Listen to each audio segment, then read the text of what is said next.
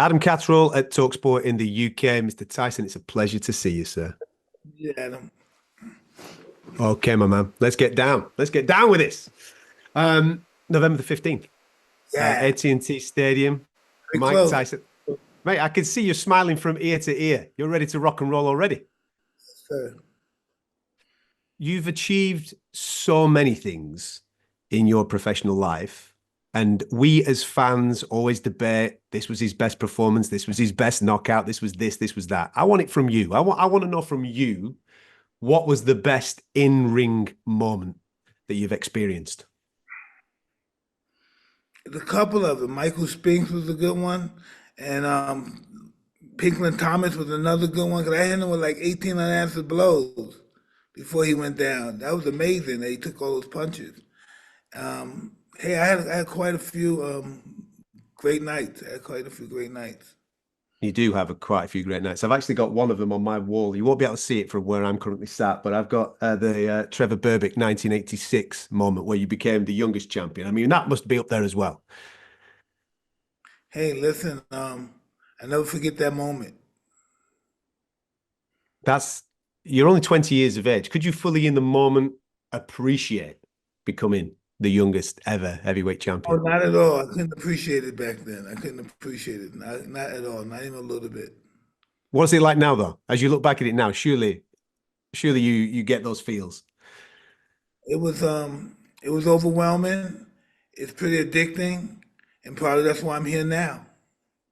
And that leads me on nicely to ask you that question as to why we're here now, because we're back. I mean, that I'm talking about a fight that is nearly 40 years ago, All Mike. right, check this out. Know why we're here now? Go for it. 58. I'm going to fight in the biggest arena ever, and it's going to be sold out. And who else can do that? Well, nobody. If I'm thinking about it, when I actually think about the things that you've already achieved, where you've fought in stadiums before, like Hampden Park, obviously over on this side of the pond. I know that the Tokyo Dome had what 40,000 people in there. I don't know what the ticket sales are like for this in Dallas. We already sold Eight. out. We already sold Dodger Stadium out right now, and the amount of people that fits Dodger Stadium, we already sold that out already. So what does that make you feel like? Obviously where you're at now in life to be able to still do that. I mean, that's It pretty makes me crazy. feel that I have to perform. That gives me all the inspiration. Let me know, boy, you better perform tonight. It's time to perform.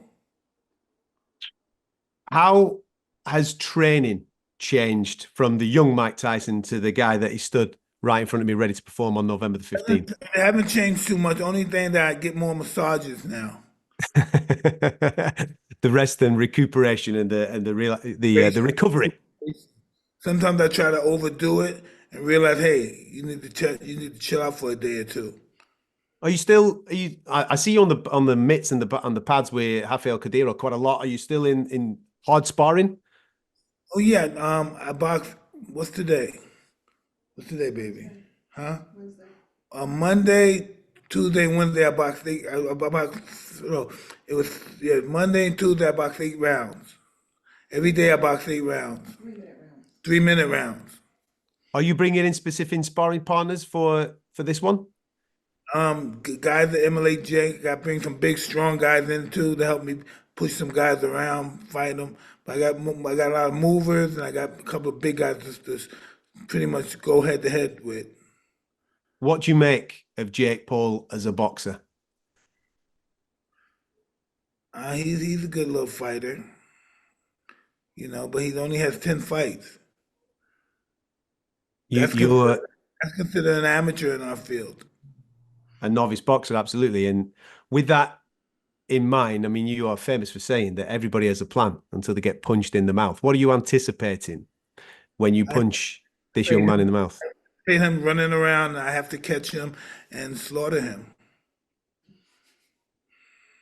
Do you fear for him with this? Because you're former undisputed champion. You're Iron Mike Tyson. You know how to throw a punch. You know how to defend yourself. You've just, like you've said, he's an amateur, a novice boxer. Do you fear for him on November the 15th? Oh no, because he stepped into the ring. If my mother stepped into the ring, she has a problem with me. Whoever's in that ring, they have a problem. Don't go in the ring if you don't want that problem. A victory against Jake, where would you rank it amongst all the great victories that you've had? I don't know. I wouldn't rank it that high. I'm just in there to perform. I'm not in there to judge my performance or anything. I'm in there to judge Mike, me. You mentioned before about how big this is. It gets even bigger because this is a Netflix stepping into the world of boxing. Absolutely. Well, talk Hey, to me about that. You've done big pay-per-views, Mike, in the past. I mean, how many people are actually going to watch this thing? This could be astronomical. hey, listen. Sky's the limit. That's mostly why I do these things, because I wanted to be the biggest fighter in the history of fighting, and that's just my goal in life. That's what drives me. I want to be the biggest fighter to the history of life. That drives How me. That drives me more than money. To be the best, be the biggest fighter since the beginning of life, and probably to this the end of eternity. this fight's obviously been rescheduled from July. I want to ask you obviously about the health. Are those issues, are they completely gone? Have you sorted everything out with that? Everything sorted out. I had a ulcer problem. I was eating bad food. And everything's ready to rock and roll come November the 15th.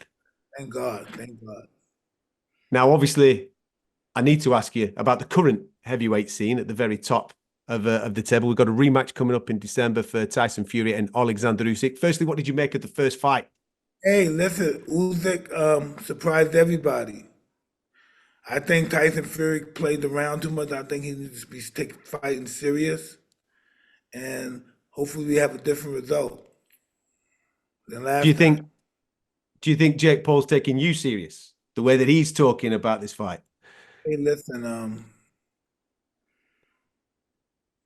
Jake believes his own lies sometimes. I guess when you're in a big fight, you have to become delusional and believe you're somebody that you're actually not. But he's in a lot of trouble, I believe. Influencer boxing has obviously boomed a lot over the last couple of years.